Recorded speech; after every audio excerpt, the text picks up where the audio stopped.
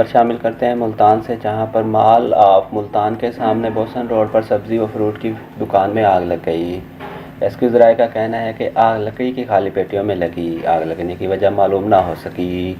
آگ لگنے کی وجہ سے کوئی جانی نقصان نہیں ہوا۔ ریسکیو کی ٹیموں نے جائے حادثہ پر پہنچ کر آگ پر قابو پا لیا۔